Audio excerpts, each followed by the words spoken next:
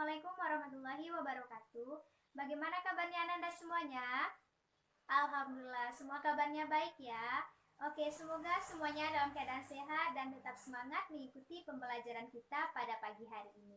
Baiklah, sebelum kita mulai pembelajaran pada pagi hari ini, alangkah lebih baiknya kita berdoa menurut agama dan kepercayaan kita masing-masing di dalam hati. Berdoa, mulai. Berdoa selesai. Baiklah Ananda semuanya, sekarang Ibu akan mencek kehadiran Ananda semuanya. Apakah ada teman-teman yang tidak hadir pada hari ini? Oke, sepertinya semuanya hadir ya. Dan tetap pertahankan kehadirannya ya Ananda semuanya. Baiklah, pada kesempatan sebelumnya kita sudah membahas materi mengenai konsep ya organisasi. Nah, siapa yang masih ingat apa yang dimaksud dengan organisasi? Ya, kepada Dimas silakan. Bagus. Selanjutnya ada lagi? Ya, kepada Dini silakan. Ya, sepertinya semuanya sudah memahami ya apa yang dimaksud dengan organisasi ini. Nah, jadi organisasi ini merupakan perkumpulan antara dua orang atau lebih yang mana untuk mencapai suatu tujuan yang sama. Oke, baiklah sekarang kita akan membahas materi mengenai komunikasi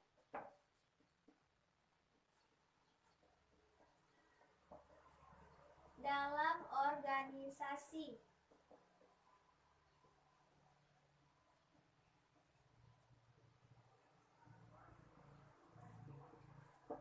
Nah, berbicara mengenai komunikasi, sepertinya anak-anak ibu semuanya tidak asing lagi dengan kata komunikasi ini. Karena kata komunikasi ini sering kita dengar atau bahkan anak-anak semuanya sering melakukan yang namanya komunikasi ini. Nah, ibu akan bertanya kepada Intan ya, kepada Intan. Apa menurut Intan yang dimaksud dengan komunikasi ini?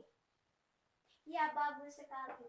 Komunikasi itu merupakan pengiriman pesan. Nah, selanjutnya ada lagi. Ya, kepada Ilham silakan. Ya, bagus. Penyampaian pesan.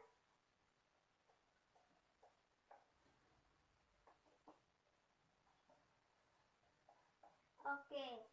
Jadi, dapat kita simpulkan bahwa komunikasi ini merupakan suatu pengiriman pesan atau penyampaian pesan dari komunikator kepada komunikan, yang mana supaya mencapai suatu kesamaan pengertian atau suatu kesamaan tujuan. Nah, di dalam organisasi tentunya diperlukan komunikasi yang efektif ini. Nah, di dalam komunikasi organisasi ada yang namanya jenis-jenis komunikasi atau bentuk-bentuk komunikasi yang sering digunakan dalam organisasi. Siapa yang tahu apa jenis-jenis atau bentuk-bentuk komunikasi yang sering digunakan? Ya, kepada Dini silakan. Bagus Dini. Yang pertama ada namanya komunikasi internal. Nah, komunikasi internal ini merupakan komunikasi yang terjadi di dalam lingkup organisasi atau berada di dalam suatu lembaga yang kita naungi atau kita pimpin. Nah, selanjutnya ada yang namanya komunikasi, ya bagus sekali, komunikasi eksternal.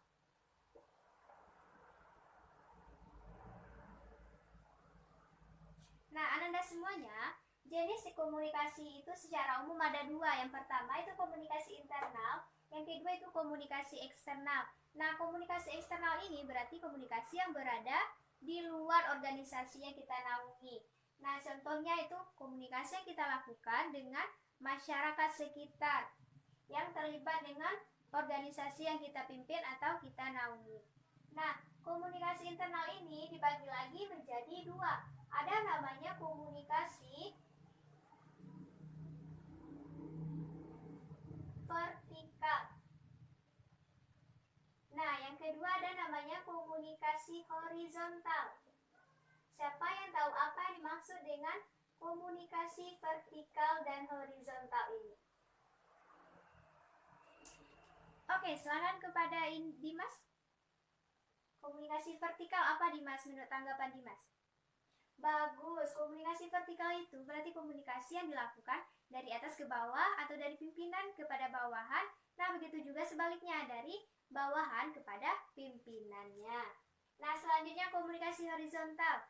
Komunikasi horizontal ini berarti komunikasi yang dilakukan sejajar atau komunikasi yang dilakukan oleh seseorang yang memiliki kedudukan yang sama atau posisi yang sama di dalam organisasi. Nah, kedua kita lihat dari komunikasi eksternal. Komunikasi eksternal ini dibagi lagi menjadi dua bagian. Ada namanya komunikasi. Ya, betul sekali, Intan. Komunikasi dari organisasi kita kepada khalayak. Nah, khalayak di sini maksudnya masyarakat yang berada di luar organisasi kita. Nah, selanjutnya kedua itu ada komunikasi kebalikannya ya, komunikasi dari khalayak kepada organisasi kita. Nah, jadi komunikasi eksternal itu ada dua, komunikasi dari organisasi kepada khalayak dan juga komunikasi dari khalayak kepada organisasi yang kita pimpin. Nah, ada dua jenis komunikasi dan ada pembagian dari komunikasi eksternal dan komunikasi internal ini. Nah, sekarang supaya Anda semuanya lebih memahami mengenai jenis-jenis komunikasi ini, maka Ibu akan membagi Anda semuanya menjadi 4 kelompok atau 4 bagian. Yang pertama, kelompok 1 sebelah kiri Ibu, kelompok 2, kelompok 3, dan terakhir kelompok 4. Nah, kelompok 1 itu akan membahas materi mengenai komunikasi vertikal. Nah, selanjutnya itu kelompok 2 membahas materi mengenai komunikasi horizontal. Dan kelompok 3 membahas materi mengenai komunikasi dari organisasi ke khalayak atau masyarakat. Nah, selanjutnya yang terakhir itu komunikasi dari khalayak dan organisasi akan dibahas oleh kelompok 4. Nah, Anda semuanya di masing-masing kelompok itu akan membahas jenis-jenis komunikasi ini dan nantinya akan dipresentasikan di depan kelas. Nah, perwakilan dari anggota kelompok itu akan mempresentasikan di depan kelas mengenai materi yang dibahasnya atau didiskusikannya. Baiklah, sekarang Ibu akan memberi waktu kepada Anda semuanya untuk mendiskusikan mengenai materi atau jenis-jenis komunikasi ini bersama kelompoknya. Ibu akan kasih waktu sekitar 15 menit. Nah, silakan kepada masing-masing kelompok untuk berdiskusi ya. Oke, baiklah Anda semuanya, waktu 15 menitnya sudah berakhir. Sekarang kita akan mendiskusikan mengenai materi yang sudah Anda bahas di masing-masing kelompok, yaitu materi jenis-jenis komunikasi ini. Nah, sebelum masing-masing kelompok mempresentasikan di depan kelas, Ibu akan meminta kepada masing-masing kelompok itu menyiapkan pertanyaan ya, atau masing-masing individu lah menyiapkan satu pertanyaan. Nanti akan dikumpulkan dan itulah yang nanti kita bahas. Oke, selanjutnya kita beri kesempatan kepada kelompok 1 untuk mempresentasikan materi yang sudah didiskusikan bersama kelompoknya mengenai komunikasi vertikal. Ya, kepada kelompok 1 siapa yang akan menjadi perwakilannya? Oke, kepada Dimas silakan. Bagus sekali ya. Presentasi dari kelompok 1 mengenai komunikasi vertikal. Oke, selanjutnya kita minta kepada kelompok berapa lagi? Ya, kelompok 2 lagi ya. Oke, kelompok 2 silakan. Kelompok 2 membahas komunikasi horizontal. Oke, selanjutnya kepada kelompok 3. Ya, bagus. Nah, yang terakhir komunikasi dari khalayak kepada organisasi itu akan dibahas oleh kelompok 4. Ya, silakan kelompok 4. Baik. Oke, itulah penyampaian presentasi dari masing-masing kelompok ya. Penyampaian materinya cukup bagus dan sudah didiskusikan bersama masing-masing anggota di kelompoknya. Baiklah, Apakah sudah siap pertanyaannya masing-masing individu?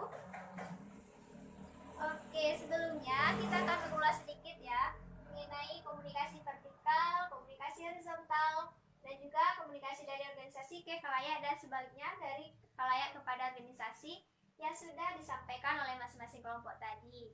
Nah, ya, seperti yang disampaikan oleh kelompok 1, yang mana komunikasi vertikal ini komunikasi yang disampaikan dari atasan kepada bawahan dan juga sebaliknya.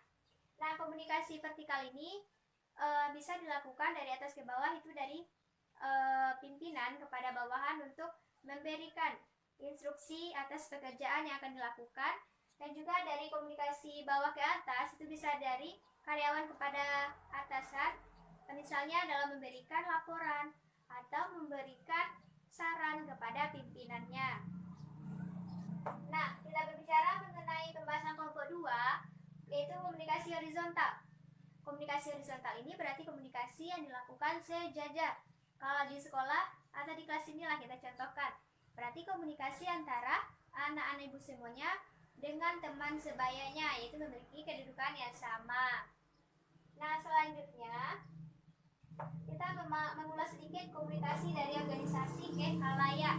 Berarti komunikasi dari organisasi kepada pihak di luar organisasi, yaitu misalnya di sekolah kita contohkan komunikasi yang dilakukan oleh guru dengan orang tua siswa. Nah, selanjutnya itu kebalikan dari komunikasi khalayak kepada organisasi. Nah, komunikasi yang dilakukan ini bertujuan atau bersifat memberikan tanggapan atau respon atas komunikasi yang diberikan oleh organisasi, baik itu respon positif ataupun respon negatif. Nah, baiklah, sekarang kita akan mengumpulkan pertanyaan dari masing-masing individu yang sudah disiapkan tadi. Baik, silakan dikumpulkan pertanyaannya ya. Oke. Sekarang Ibu sudah mendapatkan pertanyaan dari Anda semuanya. Sekarang kita ambil ya secara acak. Oke.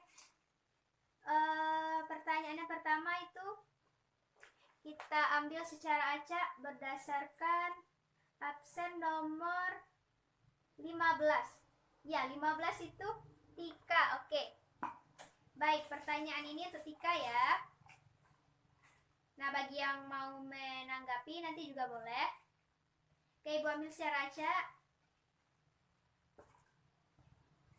Nah, pertanyaannya, oke, pertanyaannya ya Ibu bacakan. Untuk mendapatkan respon yang baik dari khalayak, maka apa saja yang harus diperhatikan oleh organisasi supaya khalayak merasa yakin dan percaya. Nah, menurut Tika, menurut tanggapan Tika, apa yang harus dilakukan oleh organisasi supaya khalayak itu merasa yakin dan percaya? Oke, bagus tanggapannya ya. Nah, siapa lagi yang mau mencoba atau menambahkan juga boleh. Oke, sepertinya tidak ada.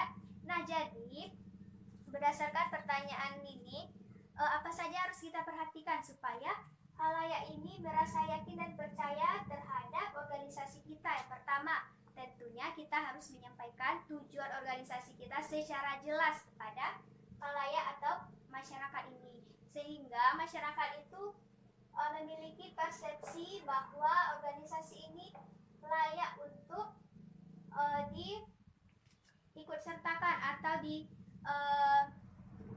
diberikan kesempatan untuk bergabung dengan khalayak ini. Nah, selanjutnya kita akan mengambil satu pertanyaan lagi ya.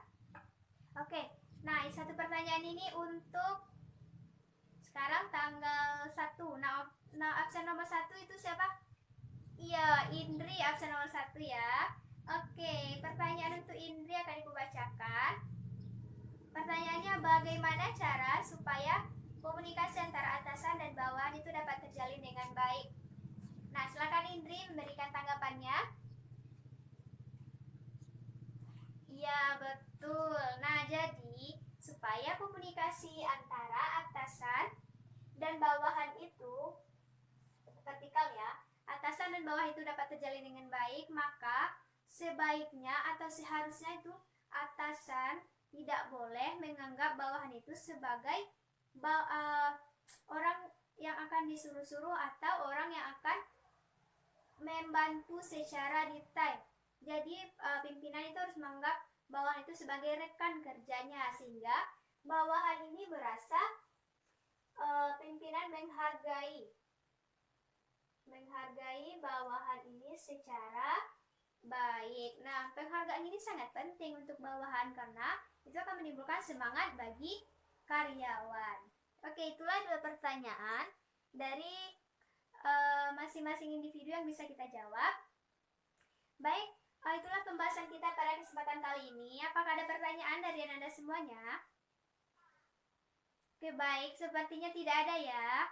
Oke, jika tidak ada, maka Ibu cukupkan pembahasan kita pada kesempatan kali ini. Dan terima kasih atas perhatian dan partisipasi aktif dari Anda semuanya. Oke, Ibu minta maaf apabila ada kesalahan dalam penyampaian dan tutur kata. Ibu akhiri dengan mengucapkan wassalamualaikum warahmatullahi wabarakatuh.